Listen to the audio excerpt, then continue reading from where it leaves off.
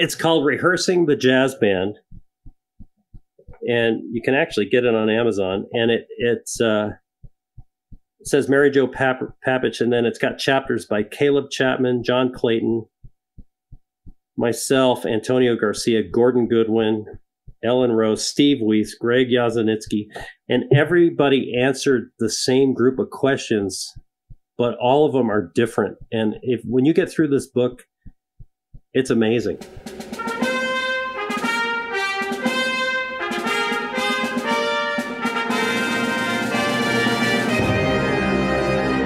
Hello, everyone. Welcome to Everything Band, a podcast that features conversations with composers, conductors, and performers of music for winds and percussion. My name is Mark Connor. I'm a composer and educator, and each week I have the good fortune to speak with and share the stories and wisdom of musicians and leaders in the band community. Are you planning to travel with your group sometime soon? If so, please consider my sponsor, Kaleidoscope Adventures, a full-service tour company specializing in student group travel. With a former educator as its CEO, Kaleidoscope Adventures is dedicated to changing student lives through travel, and they offer high-quality service and an attention to detail that comes from more than 25 years of student travel experience. Trust Kaleidoscope's outstanding staff to focus on your group's one-of-a-kind adventure so that you can focus on everything else. The Everything Band podcast is a proud member of the Music Teachers Development Podcast Network. The Muted Network provides support in the form of audio-on-demand programming designed by and for music educators. You can find more information about our network at mutedpodcasts.com. Before we begin, I'd like to thank all of you for listening. I appreciate your time and hope that you are finding value from these interviews. I rely on word of mouth and social media to bring the show to new listeners. If you think you knew one or two people who might find these interviews useful, please let them know about it. You can also help by following me and sharing posts on Facebook, Instagram, Twitter, and YouTube. Remember, help your students live up to the best that is in them through music. And now, on to my next guest, Curtis Gaesser. Hi, Curtis. Hi, how you doing? I'm doing really well. Thanks for joining me tonight.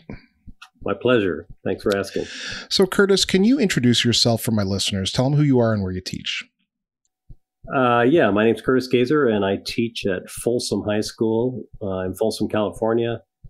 It's about 25 miles east of Sacramento on the way to South Tahoe, kind of up and starting on the foothills as we head up to the lake. So for those who don't know, you are in Folsom is east of Sacramento. It's in sort of the greater Sacramento area. I actually have a lot of friends because I went to school in Northern California. I have a lot of friends who went to high schools in that area.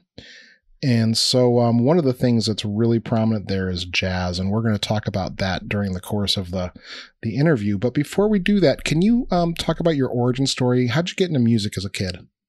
I was raised in Hawaii. And my dad was in the heating and air conditioning business. And when all the hotels were going up in the 60s, early 70s, we moved there from New York when I was 4, I guess, years old, and stayed there till, I guess, the middle of my junior year. So when I was there, I started everybody in the 5th grade starts out on ukulele, and then 7th grade, you can start instruments, at least when I was there. And I took to the ukulele and took to the saxophone, and just went from there. And then when we moved here to Sacramento, actually the same town I'm in now, my parents moved here in 77, and I graduated from Ponderosa High School, which is in Shingle Springs, along the same corridor going to South Tahoe. And I had the great director, Roy Fulmer, who was amazing teacher. And I really thought this would be great. He seemed to always have fun doing what he's doing. So I just stayed local, went to Sac State, and student taught in our district. And then the job opened up, and here I am 37 years later. Yeah. Wow. That's actually remarkable. You don't hear a whole lot of teachers who sort of go to school locally, student teach locally, stay locally. That's a pretty unusual set of circumstances. So how was that to sort of go to college in your backyard and then come back home? You always, when you, I always wondered if the grass was greener on the other side. And the few times I was in my early years, when you're given layoff notices because of cuts or whatever in the, in the 80s, and you start thinking, well, maybe I need to do something else or whatever. But I always had great principals, and I had one principal for 18 years, and she was the reason that the program was able to. She gave me a lot of leeway and a lot of guidance in developing a program that could sustain itself and not have to rely on the school district that much, because at the time, if we had waited for the district to do that, we wouldn't have what we have. So, it's been great. So I can't lie. It's just been great leaders. We've had a few come in and out and been, questionable, but like the principal we have now is amazing. We just have had some really great support. It's amazing how much of a difference good administration makes in your teaching. It really does. And it's important that you, I don't know what your philosophy is with that, but my son now is a high school band director. He's entering his second full year as the main director at Wood Creek High School in Roseville. And it's been fun watching him. And one of the things that I, keep encouraging him is don't ask for anything until you give, threefold. And the principal asks you do it, even if it's, selling taco boats at the volleyball game, you do it. And then when you need something and play that trump card, you'll be able to possibly earn the graces to get something you may need. And I think that's important. It's kind of like playing games, but not really. You're kind of given before you ask for anything back. Mm-hmm. Yeah, no question. So can you give me some more examples of how maybe that played out during your career, so that for maybe our younger listeners? Well, there were many times when I got started that the principal would say, hey, can you do this parade downtown? And, which is usually during a holiday. And I said yes, I just said yes to everything. And of course, when you're young, I was married, but I didn't have kids yet. So I was able to do a lot of that. And I think that at the time, I scored a lot of points with the principal, that was the principal I had for 18 years. And she, in turn, I would, go and ask her for something, and she would do her best to make it happen. So it was kind of a thing. And that wasn't the end of it. I just kept, anytime she asked, I just tried to make it happen for her. Can't go wrong when your boss is asking you to do a favor and you try to make it happen. Sure. So what did the program look like when you arrived? What was going on at Folsom? Well, it was a completely different place than it is now. The total student population 9 through 12 was 680. Of course, now it's 3,000. And the band had about 24 in it, I guess, total.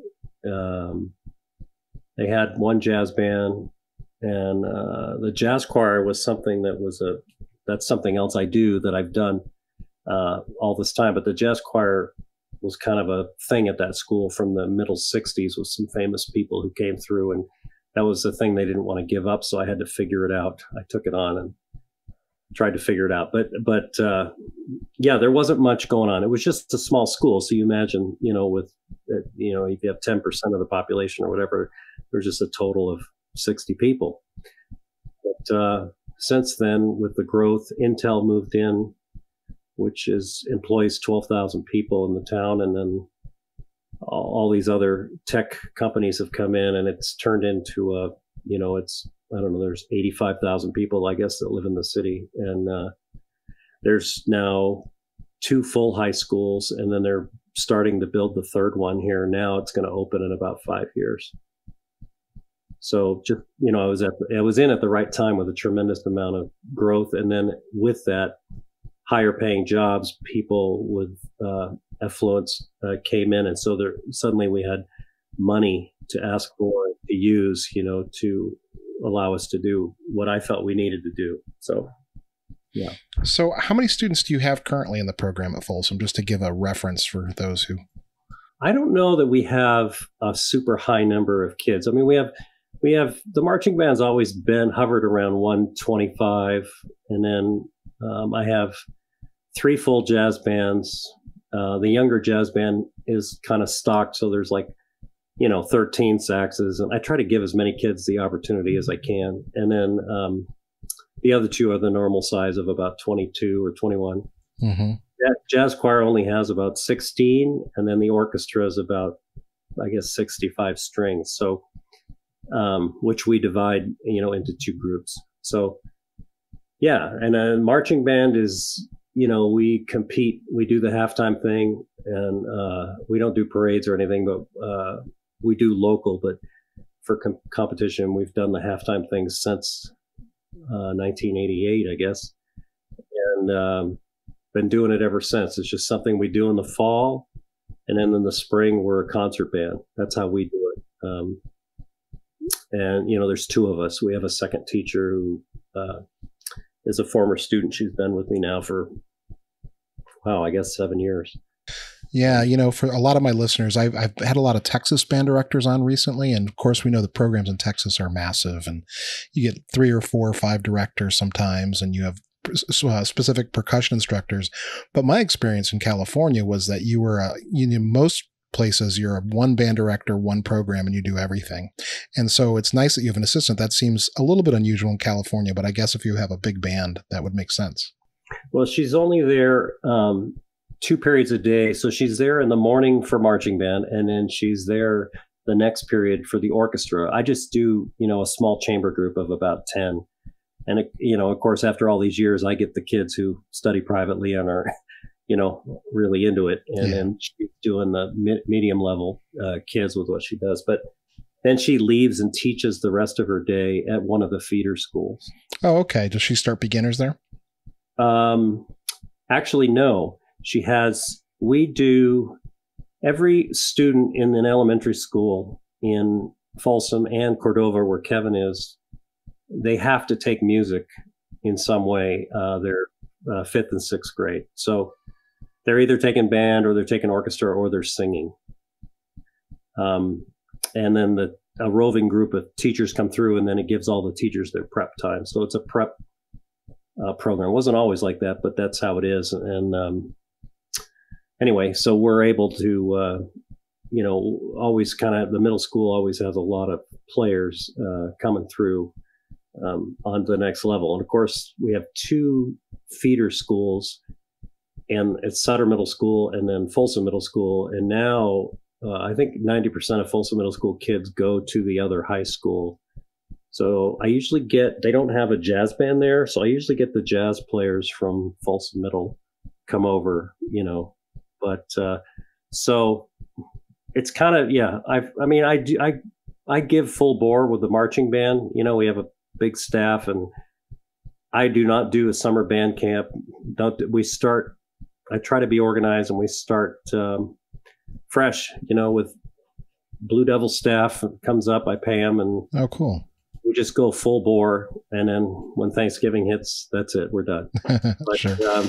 But anyway, so and then the jazz program is turned into something kids want to be a part of. So it's that's kind of my other big focus.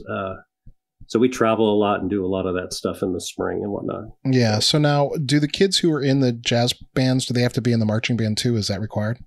They do for their first 2 years. Okay.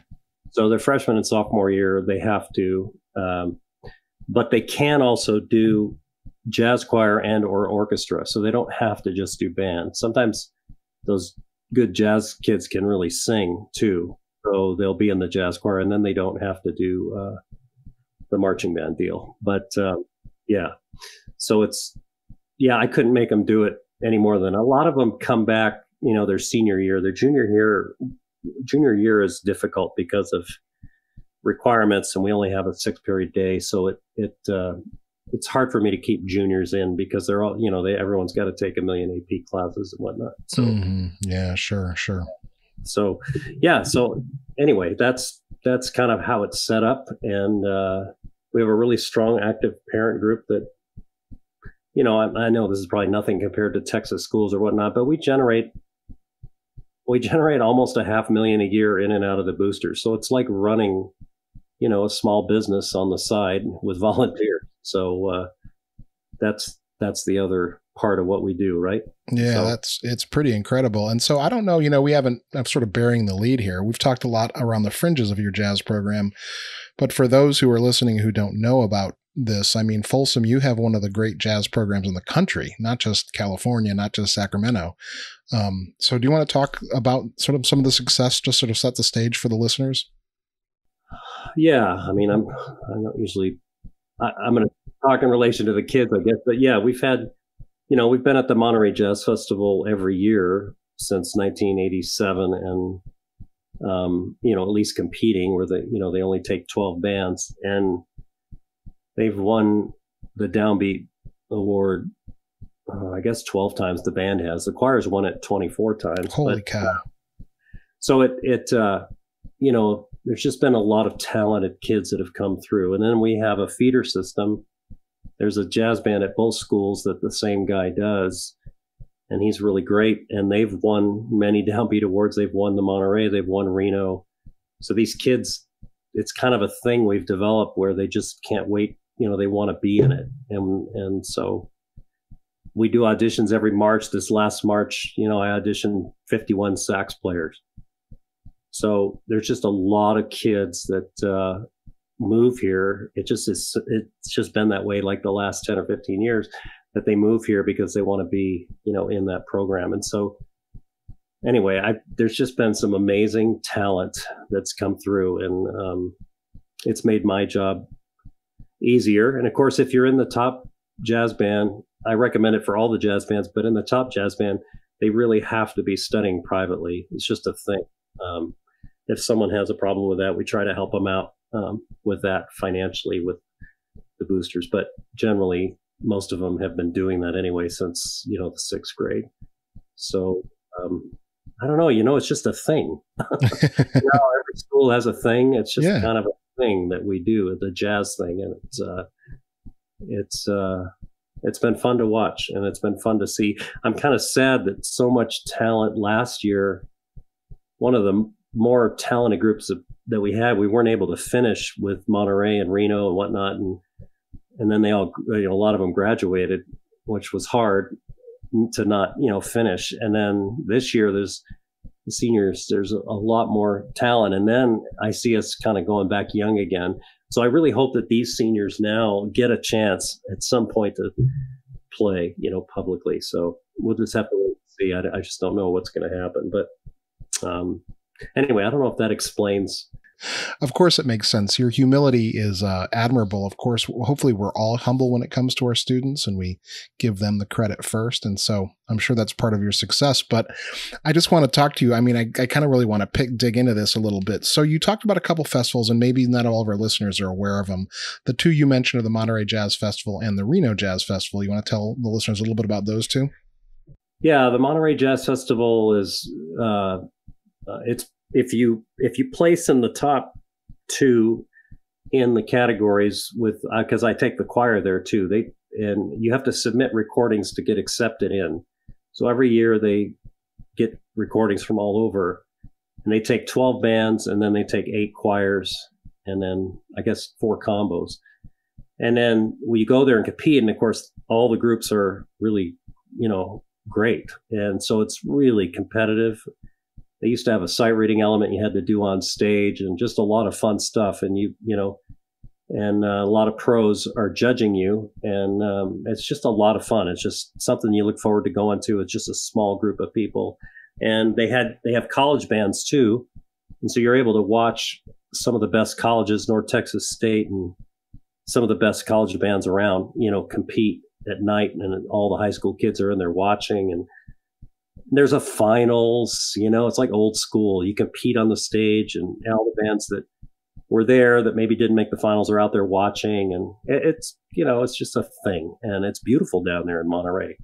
Great place to go. And then Reno, well, I mean, what do you got to say? There's always at least 350 groups there total. So it's huge. So when you make the finals on that, they generally pick 4 bands and 2 choirs. So when you make that, it's fun. And the band has been on the finals the last 7 years in a row, I guess, and the choir's been on 4 of those years too. So it's fun, and it's a great way to end the year when the kids work so hard. So. Yeah, no doubt. So I kind of want to react to something that you mentioned. You had 51 saxophones audition. Yes, that's a lot of saxophones. That's a lot of saxophones. Yes. And you said you try to give them all an opportunity. How do you squeeze them in? Well, the A band, I go tradition. I always have a flute player in there. The flute player always plays second tenor parts, generally not in the upper octave, and that way you don't have intonation problems with the lead trumpet or anything like that, or the lead alto. And then generally they're flute players that can really improvise, so that helps too with your soloists. And then the saxes, I'll take the regular amount in the A band. The B band, I'll try to beef up some parts if they are able to play at a certain level in the audition. And then the third band, I've had up to 16 saxophones in the front. Holy cow! There's always some that just aren't ready for that yet. I kind of consider jazz like a past algebra and math. Mm-hmm. And I have a math minor, but it's kind of the more on the upper level. And some kids need to first learn how to play their instrument, rather than trying to figure this jazz thing out. So they'll try out, and then I'll tell them, hey, why don't you do this and this and come back next year and try again. So, so at any given time, I'll take, I guess, 35 of them or something like that. Yeah, sax players. Yeah. It's a lot of saxophones. Well, when you have this jazz thing going on in the middle school, what do you think happens to the kids who play clarinet? Yeah, of course. They all want to switch. I'm sorry, I've got alerts going on my phone. That's okay. Sorry about that. That's okay. Yeah, no, it's it's a saxophone joke. But yeah, that's pretty amazing that you can stock these bands with kids who know how to play jazz coming in, and you have such a tremendous feeder, because I think there's a lot of people who jazz, if we don't grow up with it, it's like anything else, you're not really sure how it all works. And so let's just kind of take some nuts and bolts thing here. So let's talk about improvisation. How do you teach or foster improv in your students? Well, I generally start off in the third jazz band, which meets 0 period in the morning. Those kids generally are all freshmen, and there are very few who want to stand up and try a solo out. So I won't make a kid stand up and blow, but I will really encourage kids to do their homework. So, I'm not going to have them do something on a super hard progression or a contemporary progression. It'll either be rhythm changes or a blues of some kind, or whatever, and I try to give them some elements so that they feel some success. But by the time they get to the upper band, they already have the knowledge from the private instruction on, and then I'm able to be I'm actually not really critical about improvised solos for a long time into the year. I wait until after.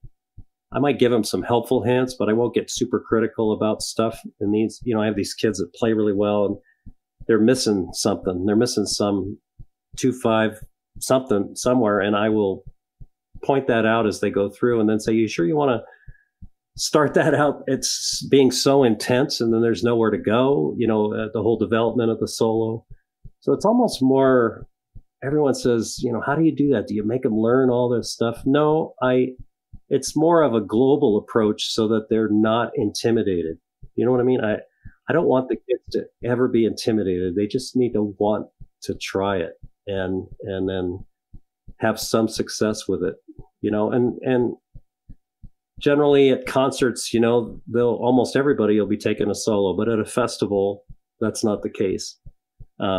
You just can't, because the time frame of it. So I don't know if that really explains it, but I try to encourage them to improvise because it's such an amazing thing to do, and then just try to give them the parameters so they stay within the guidelines, of what it is. No. It really is an amazing thing to improvise. And, when I was young, especially when I was in college and I was intimidated by those around me, I was really reluctant to really try. But, as I've grown into my adulthood as a teacher and as a musician and as a composer, improvising is something I do all the time and I don't even think about it, but it's just so natural now. And I love the idea that you're kind of making them do it from the time they're freshmen or encouraging them, I guess, to kind of build that comfort. Well, and then the kids who still are struggling, I have some kids in the brass section or even in the sax section in the C band that really need to focus their time learning how to produce tone. And it's really no different than concert band. It's really all about tone. And so some kid, it has not really great trumpet tone or trombone tone. I'm generally not there to get them to improvise early. I'm talking to them about tone production until I hear some improvement there. Then I'll talk to them about maybe wanting to solo. So I just feel like tone and the proper tone and setup is everything first. So, and then you play better in tune. It's no different than concert band, really. Yeah, you have all my listeners are giving hallelujahs right now. Well, how many times have we heard jazz bands play high, fast, and loud, and it's abrasive, not just loud, but nothing's balanced and it's out of tune, and the third trumpet's louder than the lead, and all that stuff. I mean, all that stuff is, to me, is the first thing you do in everything. So they have to be musical. There's no reason to teach them how to swing. So how about, you mentioned that the kids take lessons. How about some other tools? Do the kids use like the Episdoe books? Do they use some technology now? I know there's some apps on phones that do like backing tracks and changes. And yeah, they definitely do all of that. And they do it early. The other thing they do is they will go into downtown Folsom and into Sacramento. There's always jam sessions, and a lot of the kids go down there to sit in and do that with some of the easier standards, and then they'll have more advanced hour for those kids. So just playing publicly in jam sessions is really, really good for them to do. Yeah, that's awesome. So that's an important thing. And then, we have combos, but generally the kids that form combos and do that are writing their own music, and they're really advanced. So I would never put someone in the C band that couldn't play 5 or 6 heads by memory of jazz standards. I certainly wouldn't put them in a combo yet, because they're still learning. So, but the combo certainly helps the advanced players even take things to, another level. Oh yeah, absolutely. I mean, that's sort of the essence of jazz, isn't it? That combo. Yes, it really is. So how about you? I mean, this is really an interview of you, but what is your jazz background? You said you played sax and you grew up in Hawaii, but where was your early jazz influence? It was right here in Sacramento, just playing with a lot of people, doing recording projects with I had the privilege of playing with some amazing people in college and combos, and the jazz band there at the time was a lot of fun, really good players, and piano player like Joe Gilman and some of these other, it was just a lot of fun. And I learned a lot.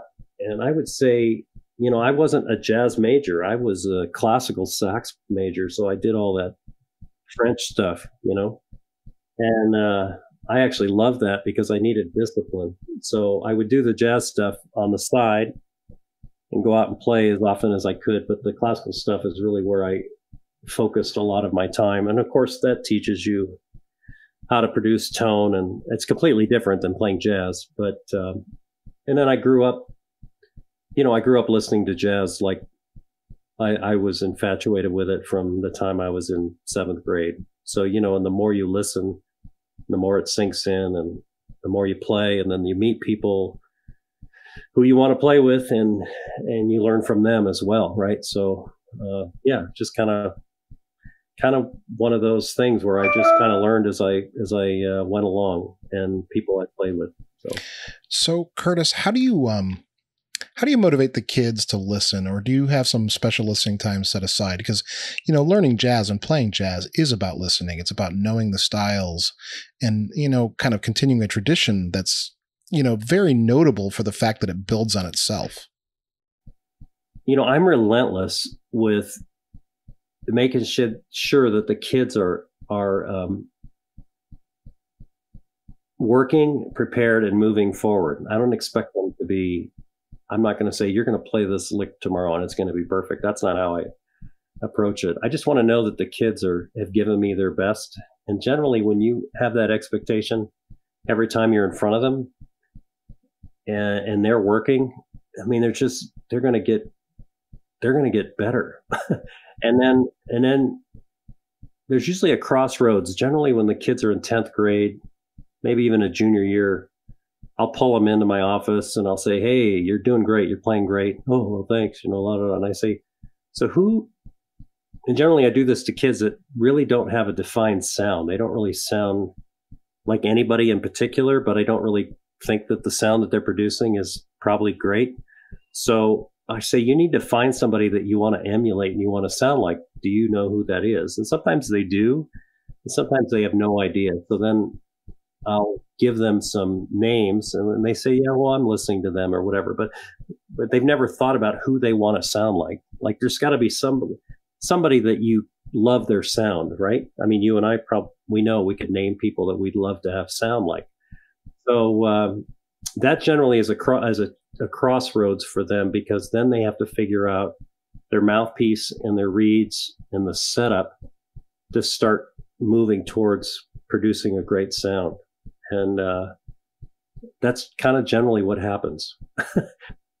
So I don't know if I answered your question. Oh, no, it's great. It's great. So do you mentioned equipment. Do you have any recommendations for the kids, or is it just really about trying to get the sound that they want to get?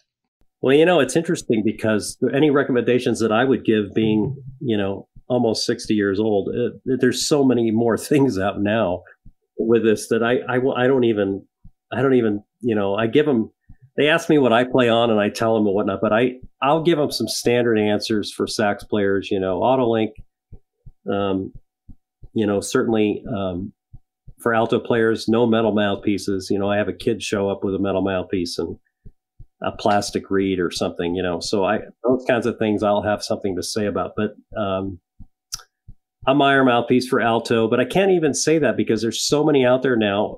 I tell them to go to a music store and try out 3 different size reeds on each mouthpiece until they think that they hear something that, sounds good to them. And so that's usually the start of it. And usually, are you a sax player, Mark? No, I'm a trumpet player. Okay. So sax players, the reed is so important, and there's so many different, and anyway, so that's something too that you really have to pay attention to. I ask them, "What reed you playing on?" "Well, I'm playing on a Rico Royal." "What number?" 2. It's like, no, you can't do that anymore. You need get a 3.5, and if you don't have one, I'll get one for you. That kind of a thing. Sounds like my 5th graders. Yeah. Yeah. So anyway, I don't know if you can kind of tell. I mean, to me, it's all about sound, and trumpet players producing. We have Steve Roach. They're studying with Steve Roach, and they're studying with the trombone players. We have MJ Wamhoff, who teaches at Delta College and used to teach at Clovis West High School, in Fresno and all that stuff. And he just is down the street from Folsom High, and he just he says he takes all the kids and he just brings them down to, he says he sheds the wolf hair off of them, and he just starts with teaching them how to play, how to hold the instrument, how to not attack everything. And it's amazing when you have these teachers, how they just transform kids into, really nice, dark, round tone. Yeah. There's a lot of counterintuitive stuff with, like as a trumpet player, I know that for me, the right mouthpiece for me is a really big mouthpiece, and I can play higher on that mouthpiece than I can on a small mouthpiece because of the way my face is. And so it's all, it has to be tailored to you. You can't just say, "Oh, I'm going to get a lead mouthpiece or this trumpet." And, it's really got to fit you. Right. Mr. Gaesser, I got a Marsikowitz A4A. Great. Okay, can you play an E on the bottom line and hold it for me for 2 bars? I mean, no. So, it's a thing because all the kids, like they want to play high. Yeah, of course. And I don't care about high notes. I really don't. I generally have players who can do that, but it's just not important to me. So when the kids realize that, then we can, that can be developed at a later time. When they start studying with somebody who knows that it's about air and not pressure and all that stuff, then things, start happening the way they should in their own time, So, yeah.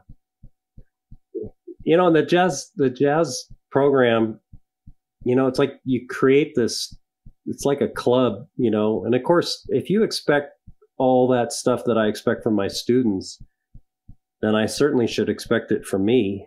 And some of these kids I've had over the years, I'm just barely staying one step ahead of them. And it's important that I stay one step ahead of them. It's important that, that I'm thinking about the A band and the A choir right now, that I keep the hot shots humble. And so that means that I have to be able to be one up on them with knowledge. So, they're kind of pushing me too. I mean, I have some kids, just, how it is. You just have some amazing kids who are so advanced, but you really have to teach them that it's really not about you. It's about the group. And I really spend a lot of time talking about the group dynamic, how important it is you're part of the group, and that if it's not going to better the group, then we're not going to do it. I won't allow you to do it. And that's always hard, but it really helps the kids stay humble, And I think the thing I'm probably most proud of is the year, I guess it was last year, when we won the Reno Jazz Festival. I'm out at the bus, and I'm waiting for the kids to congratulate them. And the kids walk out, and they don't say anything, and they just say, "Where are we going to eat?" And that, I like that because they don't care. I mean, they don't care. I mean, the year before that, we didn't win, and they came out and they go, "Where are we going to eat?" You know what I mean? So that people think when you have success that's all you think about, and it really is not true. I don't care about that, but in the back of my mind, I know that if these kids with their abilities are at their best, that they'll have some success. Yeah. Sure. That might just speak to the teenage mindset too. Well, I know. But when they don't play like teenagers, you expect them to, I don't know, it's just a thing. When they just play Maria Schneider or they play Jim McNeely on the stage and then, to a standing ovation or whatever, and they win, and then you come out and you expect, man, that was fun. Man, nope, none of that. Where are we going to eat? I'm hungry. So, and then we don't talk about it after that. We don't pat ourselves on the back ever. So that's just my thing with these kids, and it's worked so far. Well, I think they're taking their cues from you for sure. Well, yeah, I mean, it's a thing. It's a thing, and it's fun for me. And of course, that's the great part about our job is, man, seeing these kids that are so much farther ahead than I was at their age, and just seeing their desire and their knowledge of jazz, and it's just so fun to watch. It really is. So let's talk nuts and bolts for a moment. And I know I have a lot of listeners here who might be interested in improving their jazz program, beefing up the ensembles, or starting a program. And maybe they have control of the feet, or maybe they're the teacher there, maybe they're not. Do you have any sort of advice for building jazz in the school? Yeah, I think that the fact that, most states, you could almost, just like marching season, you could almost spend every other weekend going to some kind of jazz festival within 100 miles, right? I mean, there's just always something going on. And so that's the cool part, because you're traveling with generally a small group of kids. And to get that started, you got to have some lure for the kids when they come in. But if you have some players that are just doing it to do it, you have to make it something that, how do I say that? I got to think about how I'm going to say that. When I started at Folsom High, the band was really not really very good. And it took a couple of years, and we'd start traveling to festivals, and, we always get 2s and 3s and never, And then when I had that year, it was 1990, I had like 4 really great soloists and players. And that's when I think the right things happened, because then the band, that year when we were at Monterey, that year was the year that I think we performed over 50 times out in the public, and just anywhere. I'd go anywhere. I'd play in front of the supermarket. We went all over the town. We played at City Hall. So my point with that is, as soon as you feel like you have something that the general public would go, wow, then get out and do your work, do your homework and get them out there. And suddenly you have a kind of a following. So the next time when you have a fundraiser, and those same people that saw me the year 50 times around town, they all came to the fundraiser to see them again. And so you're developing kind of this thing, and then, you know what I mean? And then it just feeds on itself. So I don't know. I don't know if that would make sense to somebody young, but but you're trying to create a fan base, whether it's the school kids or it's the other school kids, or it's the people in the community, because those are the people that are going to support you financially when you're doing any kind of fundraising. You have to do your homework. You can't, these people that have good concert bands and then their jazz band, they just kind of shrug their shoulders. You can't just go whatever the new tunes are. All right, I got a Latin tune, I got a swing tune, and I got a ballad. And I don't care that the Latin tune, features the bari sax player, and I have not a very strong bari sax player, or that it features third bone. And so anyway, so you have to do your homework. Like, okay, I have a great trumpet player. I need to find a song that I think that the band can handle, but also would show up that off. And you have to really build your repertoire to your strengths, right? And that's no different than concert band. And if you have a great woodwind section, then you'll do Pineapple Pole or whatever. I'm just saying that I just feel like a lot of times when I judge festivals, I just think, man, you just featured the trombone section on this ballad, and it's probably the weakest, section of the band. Why aren't you featuring the great trumpet or something? So, and it just tells me that they just didn't do their homework. So when you said a couple times, make sure you do your homework, you're talking about making sure you study the literature, making sure you know what the sounds are, you've done your listening. That's what you're... Yes. And there isn't any piece that I do with any of my bands that I don't have a professional recording for them to go to listen to. That sounds obvious, but it's not always the case. And so some of the older stuff that I do, you really have to do some searching to find it. And, but again, that's part of listening. And then I do my homework. I know I've heard the song so much that I know exactly how the articulation is going to be, where it's going to be. And anyway, there's no faking it. I can't fake it in front of these kids. Yeah, no. They will know immediately. So, and I kind of consider them, it's kind of like the choir too. The kids in choir, they're all the band kids. They're not from the choir program. So they read really well. They sight sing really well. So I consider them like feeding the animals. And I'm not saying they're animals, but I'm just saying that they're hungry and they want more. As soon as I feel like they've gotten a piece of music to about a B level, then it's time to pass out some more literature. Mm-hmm, sure. So yeah, I just consider my job of keeping them moving forward as my theme. So Curtis, do you have any standards that you go back to over and over again, tunes that you pull out every couple of years? Yeah, actually, I do. They're usually tunes, not with the A band. By the time the kids get into A band, they've been exposed to swing music and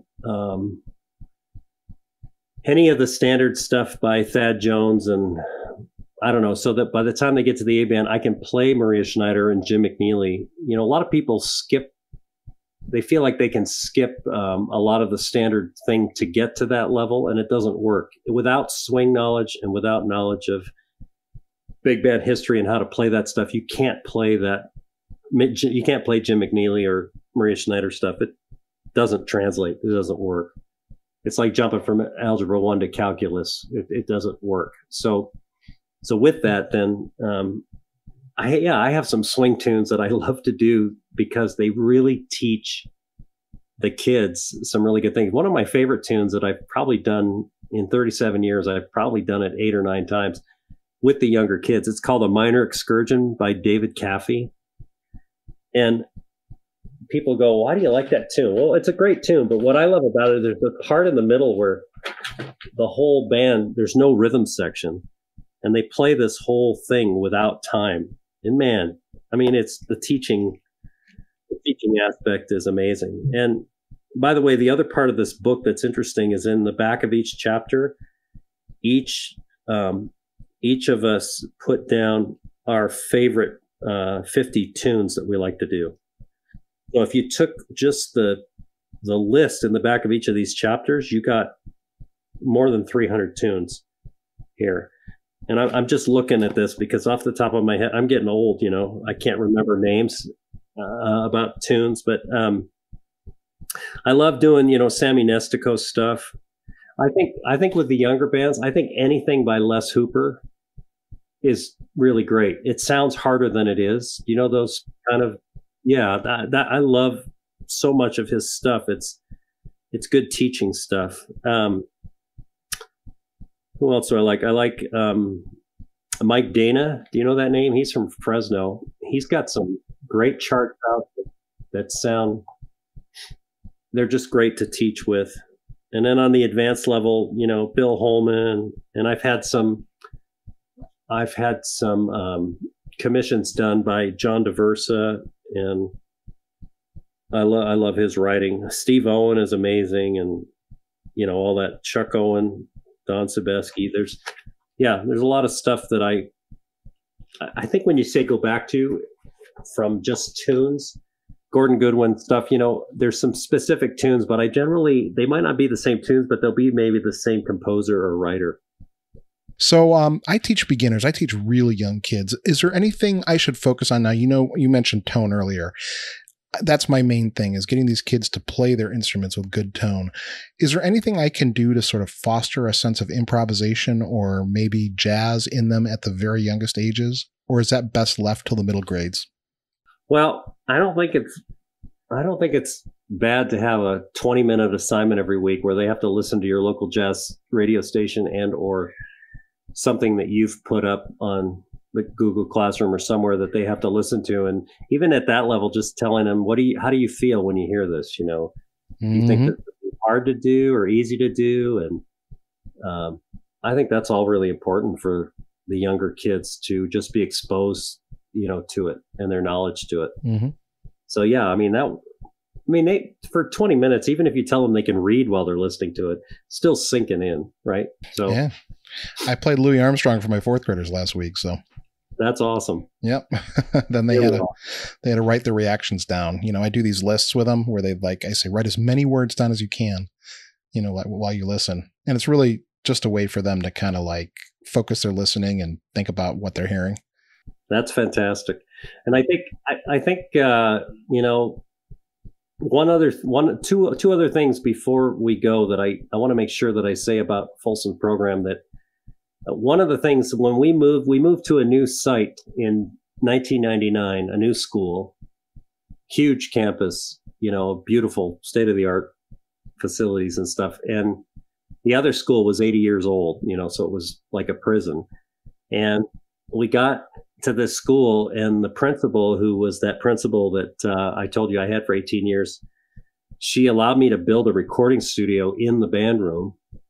And so that is a huge teaching tool, and I can't say enough about it. So every April and May, every day, my jazz kids come in and set up while I'm in the booth.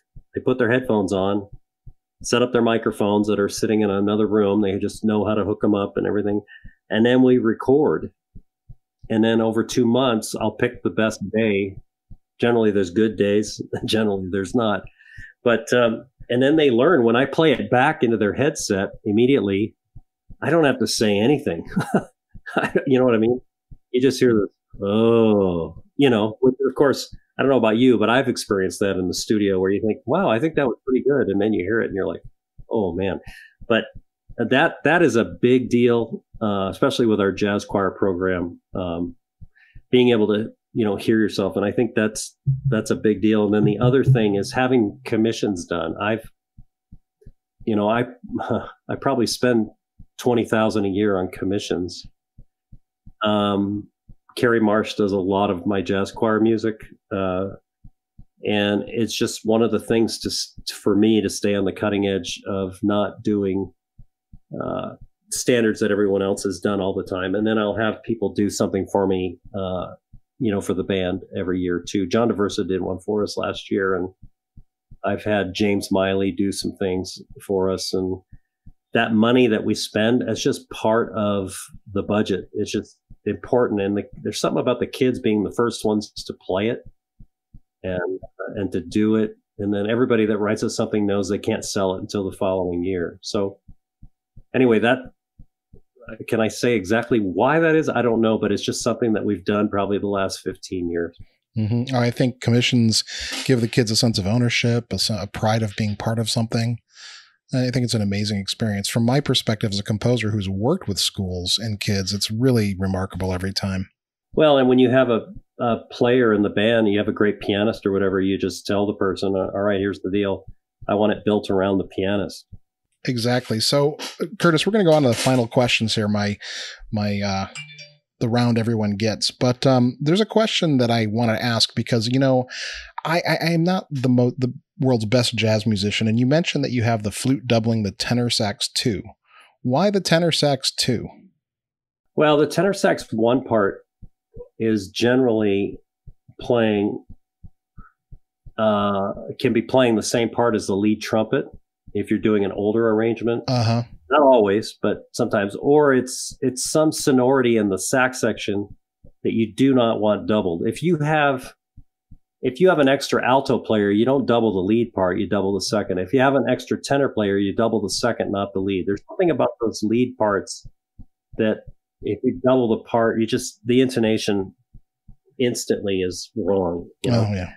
So that's my thing with the flute, is to feel like they're a part of the section and you can hear the texture in there. But when they're playing the second tenor part is probably the hardest sax part to play because you have repeated notes. There's nothing to grab onto melody wise. Mm-hmm. You know what I mean? And so there's something about it when the flute plays it into a mic, it sounds like it's written for the flute. And that's just kind of the way I've done it. Just through trial and error. Interesting. I guess it helps at articulation the whole bit, huh?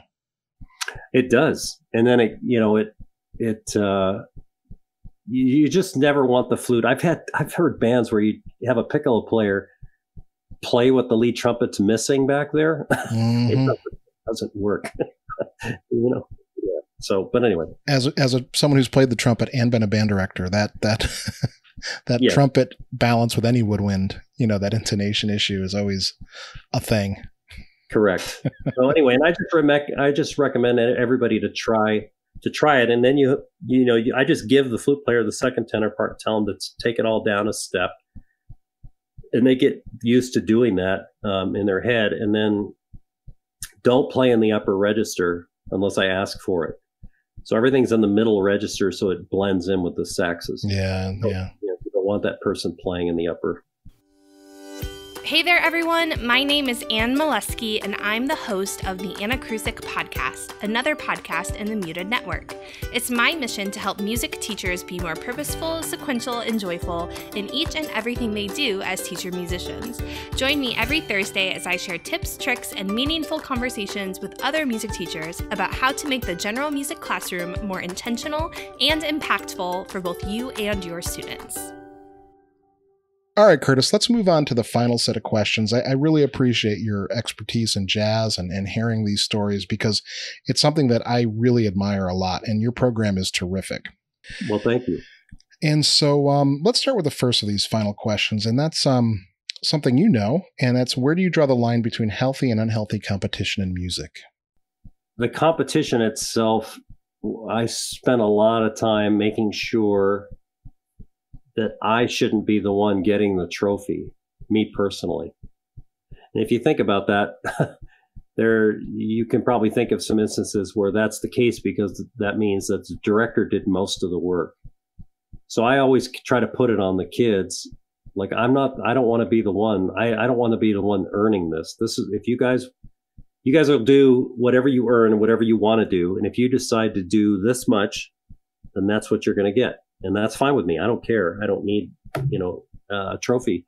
And so it's kind of, I just always try to put it on the kids. And so they realize that whatever the outcome is, that's what they've earned. And so if they do well, that's fine. If they don't do well, then they realize they have some things they have to work on. And we don't really care about that stuff, but it can be super unhealthy for you as a teacher for that to be your focus. I mean, it could be pretty hard too when you don't have success. It can be hard on you.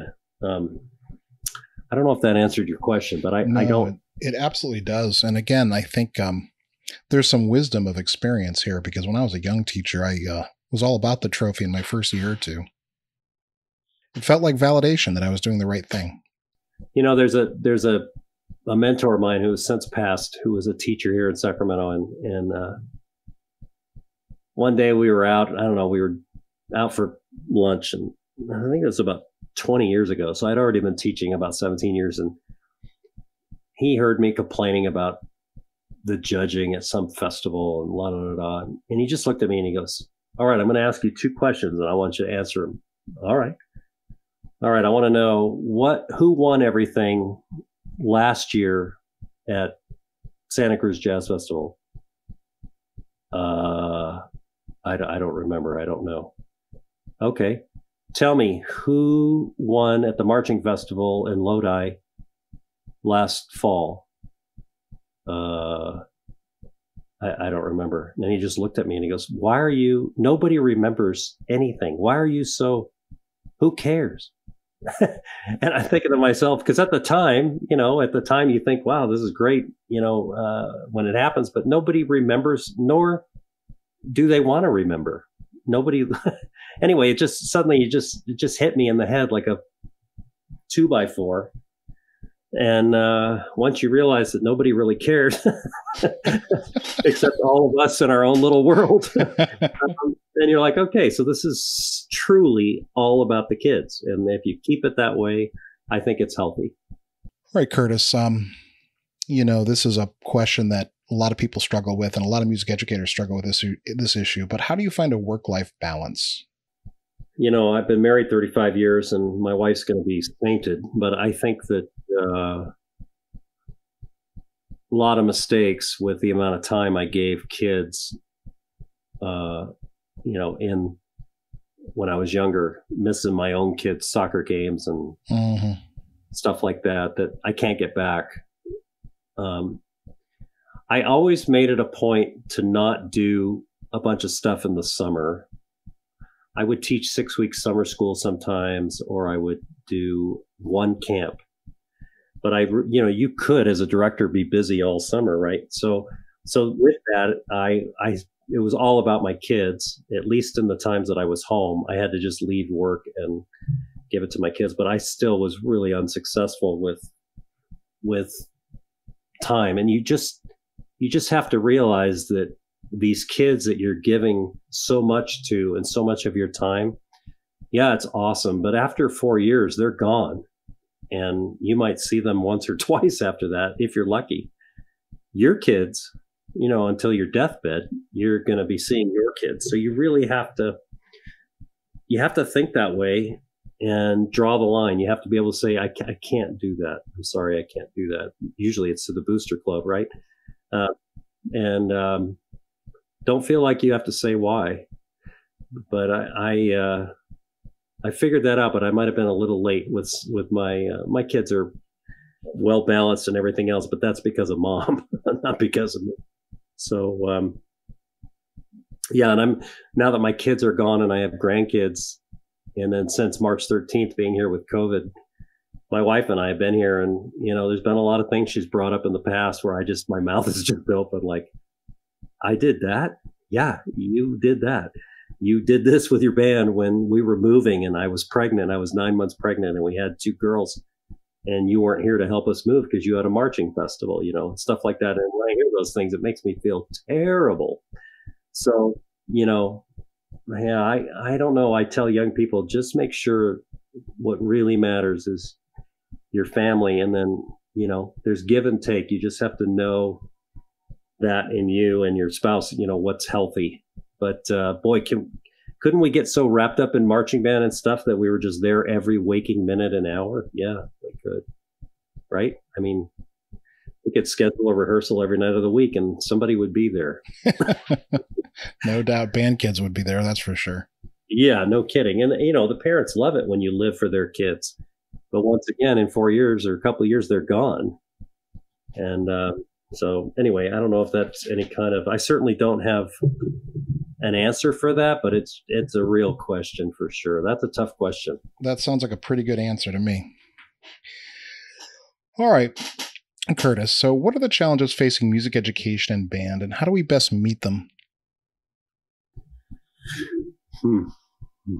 Well, I have a weird thought about that. My feeling about that now, I say this to my colleagues a lot that have been teaching a while, is that, like, do you ever feel like what we've been doing since 1955? The marching band, the uniforms are different and the way we march is different. And we do jazz band and concert band. What exactly is different that we're doing? And so, that lends itself to concert choir and singing, Latin and all that stuff. And you're thinking, I don't know, if we're going to get kids to want to do this, we've got to expand what we do. And I'm not sure what that is, if it's through technology and kids can write jingles or do something. But, I've been sending a lot of players to some major schools, and they go and they finish at Berkeley or North Texas or UNC or whatever. And then I see them all struggling. They're struggling to make it in New York, or they're, they can't find a full-time professorship or whatever. And I feel kind of bad about it. I hope that I wasn't the one that led them thinking that. I don't really push it a lot. They make their own decision, but we created this thing where people go, man, I want to keep doing this and I want to go to another level. And then they get to that level, and now what? You're just another good player. So it's important, I think, that we need to relook at what we do and how we deliver it so that it meets today's times. And there needs to be a visual element to it. There needs to be, I don't know. I mean, think about we're trying to sound like Woody Herman in 1963, and we still haven't reached that. I mean, I'm being generic, but with the big band, and we haven't changed in 60 years. Like, what are we doing? I mean, we should be. Where are people making money? Is it in the jazz world? Nope. So, I'm not trying to be Eeyore, but I do think that we need to have some other elements in there. Like I try to do some really edgy stuff with rap. I did something last year with a rap in it for jazz band, and I did it at a festival, and I did it at Monterey. And the thing is that the kids loved it. There was something new that we were doing that no one else was doing. And I would just encourage everybody to stay as current as you can so the kids feel like you're part of their world. They're not just a part of your world. All right, Curtis, I've just invented a time machine. Have yet to patent it, but I'm going to take you back to the afternoon of your high school graduation. What advice are you going to give yourself? When you're done with your bachelor's, don't stop the pursuance of continuing to get better at the same rate you did during those 4 years. And then, we get busy, and then we get married, and then we have kids, and things kind of slow down. And that's a regret. I mean, I could still pick up my horn and sit in with a band and stuff, but man, I certainly can't play like I did, back then. And why is that? Well, I just didn't do it. So I wish that I would have kept the pursuance of excellence with my instrument more than I did. Also, it doesn't matter what other people think. we in the music world, it's all about who we play with, and you always want to play with the best players and all that stuff, when really in reality you just want to play with people you like as human beings, whether they're great players or not. So I mean, there's a lot of great players I don't ever want to play with again, and it's not because of their playing. I wish I would have spent more time with maybe a lesser tiered player that were people that I really wanted to be around and hang with more, and not so worried about how well you play all the time. All right. So this question is not meant to be morbid, but if you had a choice, what would be the final tune, final work for band, jazz ensemble? What would be the final piece of music you'd want to perform or conduct or play? Or? Well, I mean, for each of my groups, it would be a different thing. For my string orchestra, it would be Mendelssohn's Octet. For marching band, it would be Asphalt Cocktail or some drum corps piece like that that's just really intense and dark. And for jazz band, one of my favorite pieces, would be the last thing I stood in front of. Probably I'd like to do Woody Herman's Caldonia from the early 60s. And I want that band. I want to stand in front of that band. I want Bill Chase playing lead trumpet, and Sal Nistico playing tenor sax, and Phil Wilson and Jake Hanna. And that band to me was one of the greatest jazz bands ever. And anyway, and the music that they did was amazing. El Toro Grande and all that stuff. I like that stuff when it's clean and done right. There's just your body, it goes right through you. So yeah, probably Caldonia. So Curtis, we never really mentioned the jazz festival you host. I don't know if you want to bring it up in the next question, but is there anything coming up that you'd like to share or promote? Well, I normally would have a bunch of stuff, but we don't have anything planned now because we can't plan. Yeah. But the jazz festival, let's just say last year, there was 142 groups in one day. There's 7 venues. I hired 31 judges from all over, flew some out. Even Jim Widener and whatever, he's come out from your area. And anyway, and it's fun. And we have a finals at night of the best bands, the 5 best bands, and they have a separate competition at night. And it's just it's old school, but it's just fun. And of course we have, Rio Americano and Northgate and Berkeley and, all these local bands from the West Coast here in California. And we get some of the best bands playing, and it's been fun to watch. So that's a thing we always do in the last weekend in January. And, when we started that in 1987, there were 8 bands. And now we have 142 groups. Of course, some of those groups are combos, and then 26 of those groups are jazz choirs from all over. And then the rest are high school bands. Yeah. All right, Curtis, how can people get in touch with you? Either at folsommusic.org, which is our website with the boosters and functions and all that stuff, or at Gaesser at fcusd.org. And I actually answer my emails. So, I certainly don't have all the answers, but I love helping younger people so they don't go down, don't make huge mistakes or take such tough, repercussions for bad decisions. So anyway, if I can help in any way, I'd be happy to. Well, you certainly answered my email within minutes. I was really impressed with that. Oh, well, I'm glad that this is cool. And what's interesting about this, Mark, is I'm actually been implored to put a podcast together for CAJ. I'm a vice president, and we're going to it's basically all about jazz, interviewing jazz people. That's awesome. Well, we certainly need more of that. It's certainly something in the band podcast community that we need more of. Well, I might be asking you some questions as I get into this to start. Feel free. Drop me an email anytime you need. I appreciate that. All right. Curtis, thanks so much. I really appreciate your time and your wisdom, and congratulations on everything, and hope you stay healthy through all this. Thank you so much, and enjoy your kids tomorrow. Oh, I will. It's going to be great. All right. Thanks a lot, Mark.